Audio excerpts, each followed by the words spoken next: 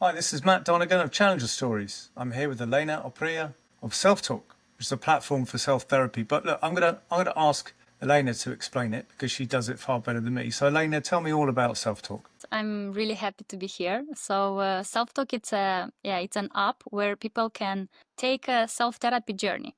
Right now the request for mental health services have increased lately a lot, and we are building this complementary product that therapists can recommend their clients to do on their free time or like whenever they can't access the therapist. So we have a platform where there are lots of self-therapy journeys or self-coaching journeys. For example, if someone is looking for a solution for procrastination, we have one of the best procrastination experts in the UK, Dr. Fuscia. She designed a self-therapy journey for that, and you can access it and do it in your own terms. Excellent. Okay, so that it sounds like you're filling a gap in the market because there's a lack of, or it's quite difficult to get a therapist at times, from what I understand. Is that correct? It is, and also it's quite expensive. I've started this from my own need for therapy. During COVID, I was in need for therapy and I was quoted £250 a session. And I was thinking it's going to break the bank because I had so many challenges at that time. And I decided to do a certification myself. So during that time, I had the idea that there should be an app where I can access the know-how of a psychologist for a cheaper. Maybe nothing replaces a real psychologist, but apart from what they know, can be done by ourselves by either reading a book or going through a self-therapy journey that we have created. So I get why you've done it. I get the marketplace because there's a lot of stress out there at the moment. Lots of people are, in one way, shape or form, a lot of people are suffering anxiety, stress, don't know who to turn to. It's expensive to get a therapist. You just mentioned that you don't think that your app can replace therapy. Is it something that bolts on to what a therapist will provide? Is it a starting? Yeah, is it the first step towards getting towards more human therapy, or are you seeing that the journey for the business, once AI is ramped up, that it's going to start to replace that need for that human interaction? Where do you sit on that?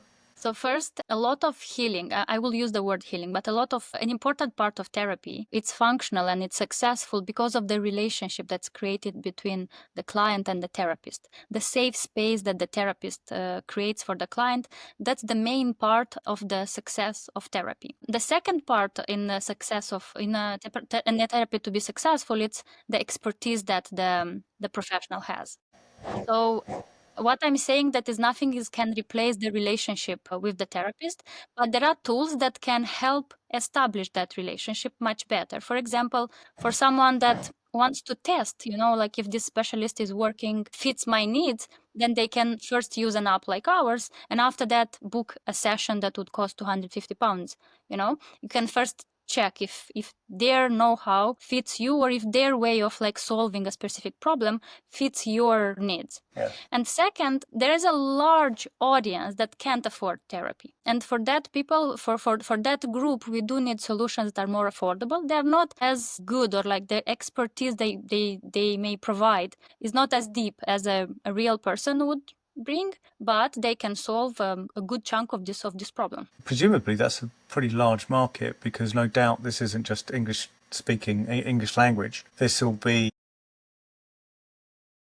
Yeah, this will be in many languages at the moment. So at the moment, we are not using AI to translate everything, but we are training our own AI to get there. So as soon as this is done, this is final, then we will use, translation would be done instantly. But therapy is recommended to be done in your native language. And sometimes the therapy protocol has to be adapted to specific cultures. So what are we looking into is to be able to translate, but also adapt that knowledge to different languages. But there is still time to reach that point, because at the moment we are looking a lot into the safety of the user before adopting AI. You've got to take a responsible attitude, right? Because this is people's mental health. So, yeah, what practices do you put in place to ensure that your users are getting the best possible advice or the best possible first steps to therapy? So first, we are using protocols that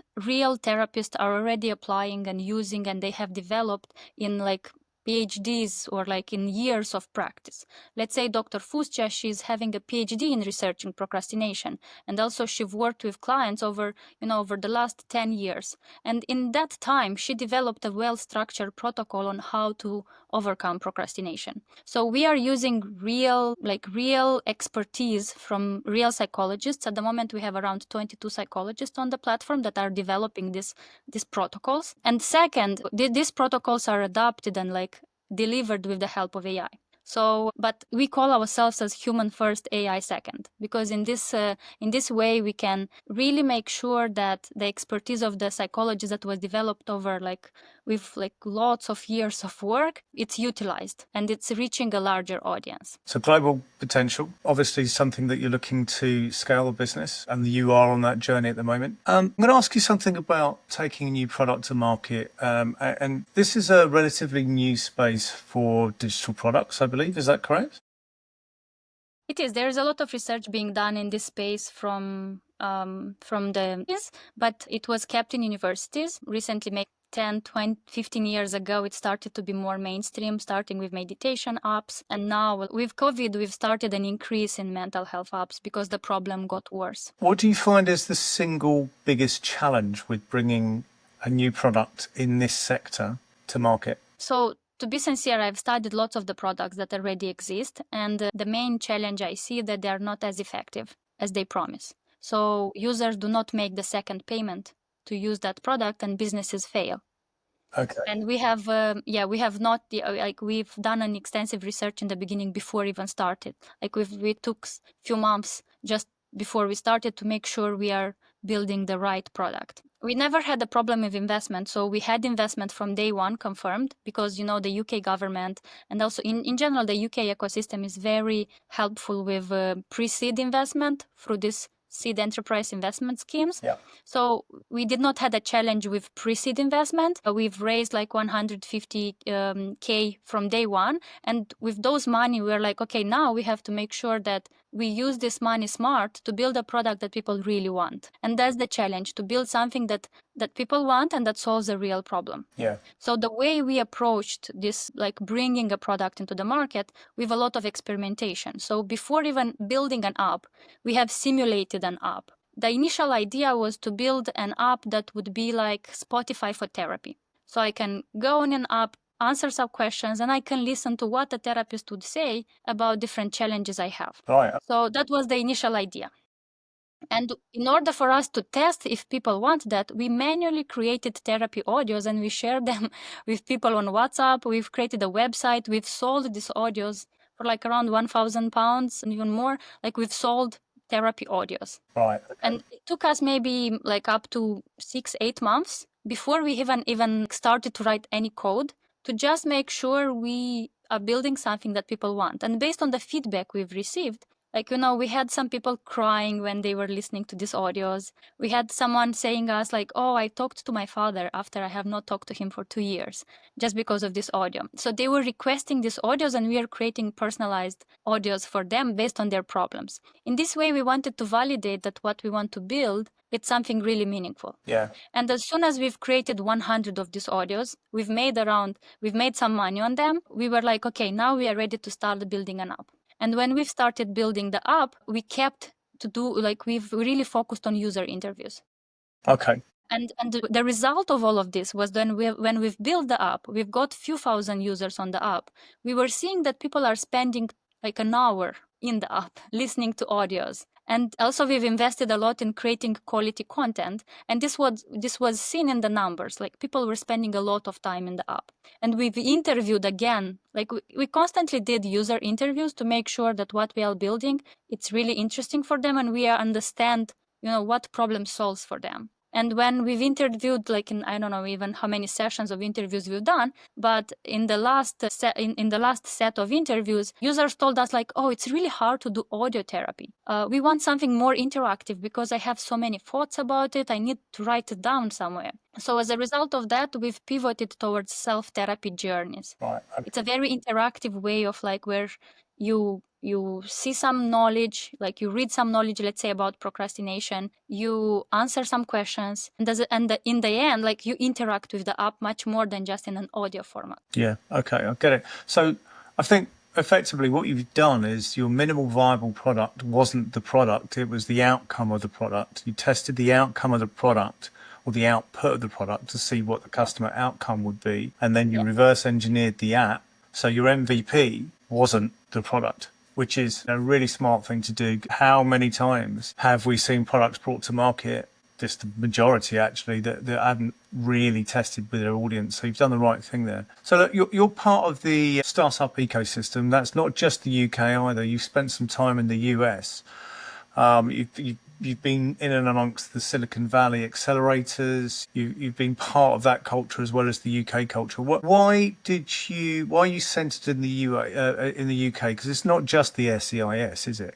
And no, it's not. I would say it's not a business decision. Why? It's more of a personal decision that I wanted to be closer to Europe. We had the chance to stay in the US and move over there. We just decided that it's better for our own mental health to be closer to home. And in Europe, London is the best startup hub. So it's not a business decision. We had investors interested and told us like, yes, if we move over here, we want to invest. And we had to take a decision aligned with our mental health also. So we decided to come back to Europe. Yeah, and that's a really nice perspective actually, with the healthcare, with an app that deals with mental health, stress. The one thing that you needed to make sure was that your mental health and your stress was managed in developing it, which I think a lot of founders probably don't do. They spend most of their life up until and then through the app development just thinking about the business and nothing else. Do you manage to switch off? That's a good question. Sometimes I do, sometimes I don't. Even if we have access to all the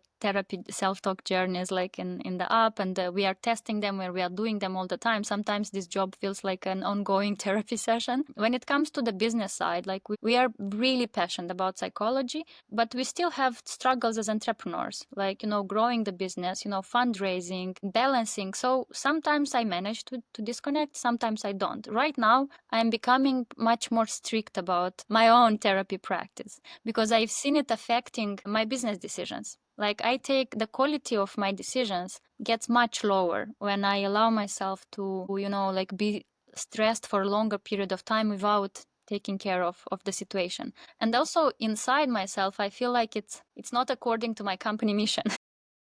Yeah. I cannot have a mental health app and be a mental health advocate if I feel burned out myself or if my team feels burned out. Yeah. So for us, it's a constant balancing act of making sure we are good, so we take good decisions, and also so we set an example that even people that created the app, it works for them too. It's not working only for their users. So a question around that kind of stress element is that you are one of two female co-founders. I've witnessed firsthand about people's attitude sometimes towards female founders. Do you find it, I would say, more challenging than male founders, but you kind of wouldn't know in many respects because what happens behind closed doors happens behind closed doors. So, but what do you find are the big challenges of being a female founder in the startup culture? So first, I would say is to differentiate on people's intentions. That's the first thing. You have to have very strong boundaries because lots of people wants to help you, and you not always know their interest. Are they really interested to help you? So that's the first thing. You have to be very clear on your boundaries. And I would say the second thing is to build trust. It takes maybe longer to build trust with investors, and not because they don't want to invest in female founders. It's just naturally, because people naturally trust others that look more like them. So it takes a bit longer to build trust, and that's totally normal. Like, it's very important as a female founder to not stay in a victim state. And third, I think to use the best strong points that you have in your favor. You may not have, like as a female founder, you may not have similar strong points as a male founder, but definitely you have yours, and is to play on your strong points and do not compare yourself with male founders, and adopt our product, like adopt the agenda and the way we run the company to you, like as a female. And here, like there's so much advice for male founders, and sometimes in the beginning for myself, even as a female founder, I adopted it straight away, and later I got to learn that actually not all advice from male founders apply to me as a female founder, and there is definitely a need for more advice from female founders, because sometimes I have some challenges that male founders don't have, and I can't even articulate them because like I have not seen anyone else talking about that. But when we talk to other female founders, like they just understand the situation so well, and it's really important to balance the advice, have it from male founders but also from female founders. I've been in presentations where female founders have been speaking about being believed, about being taken seriously, and the need to walk in there with a male in the presentation, even if it was for window dressing. Is that sometimes the way that you feel, or what needs to happen, or have you managed to just stand proud and bypass the people who are like that? I've never really had I've never really had a situation where I felt the need to have a male with me. I think that's also a lot linked with our beliefs, like how you perceive the situation. Definitely there is a lot of limiting beliefs out there in regards to female founders, but I think numbers, traction, good idea would do the work for you.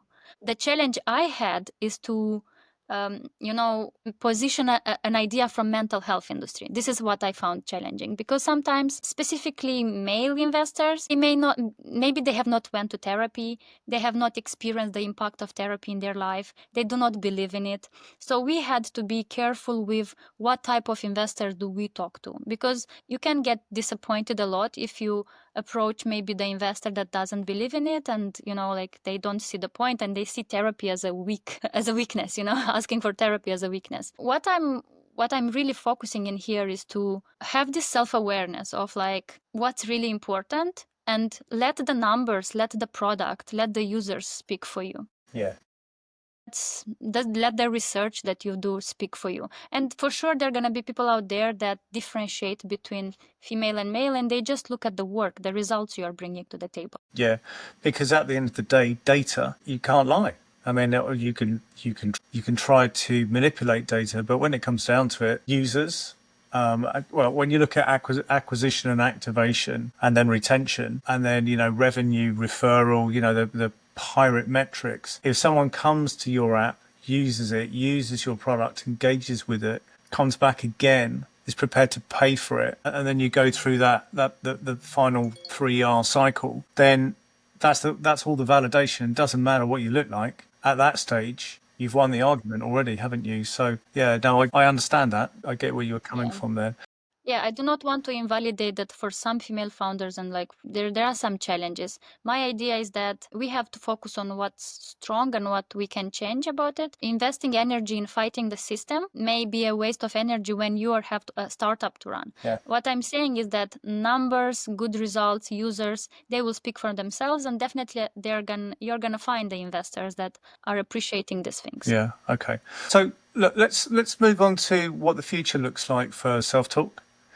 Because you've got products in the marketplace, you've done a really smart way of doing the user testing. I love that. I mean, there's creating an MVP, but then there's the way that you've done it with creating the output that generates the information that you needed and the customer experience without having to build the product itself was brilliant. So what's the future look like now? You've got products in market, you're starting to build an audience. Where do you go? So we are going towards a responsible way of integrating AI and making sure that our psychologists are building even better self-therapy journeys that drive behavioral change. Our goal is to build an app that helps us humans to change our behavior towards the direction that we want easier. It's challenging for us humans to change our behavior. Our mind, sometimes it's playing some illusions on us. It's not making it easier because it does not want to change. So we want to be this place where behavioral change gets easier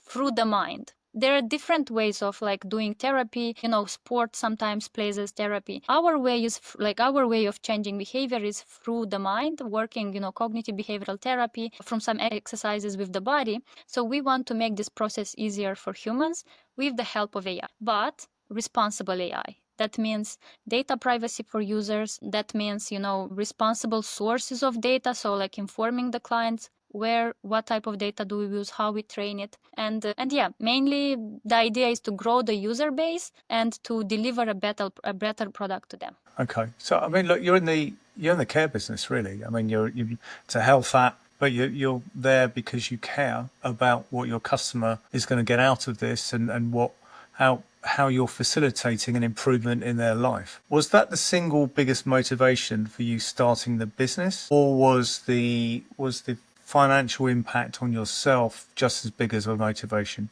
I think it was a bit of everything. First, personally, I'm coming from a family where my father had some problems with alcohol. And I knew this affected me somehow. I knew that, like, even if it was very functional, I knew somehow it affected me. And I wanted to go for therapy, but I could not afford it when I was a student.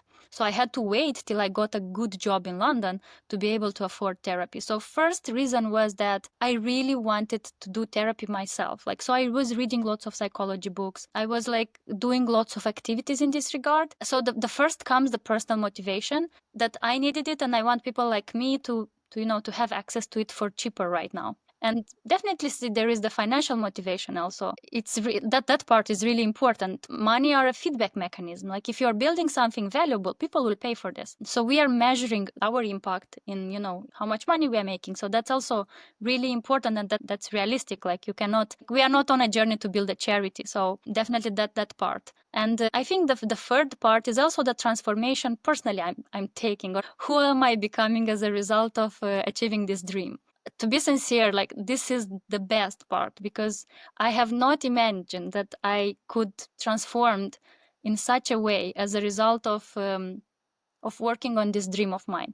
I've dreamed to have a business from high school, and I did not have courage for some time, and I waited till I was 26 to start. And now I'm looking back, and I think this was the most transformational journey I've ever taken. Yeah. I've transformed so much, and I think that's another really important reason. I'm curious, who am I becoming next as the business is growing? Yeah.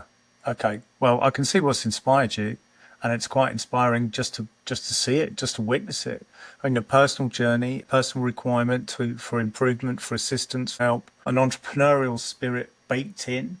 You say you didn't start the business till you're 26. I had a wry smile on my face at that stage, because I think Colonel Saunders was in his 60s when he started Kentucky Fried Chicken or whatever it was. So, you're hardly late in the game. And you've got a business, well, an application and a business that's doing good things for people and has every chance of being a huge commercial success. So I take my hat off to you.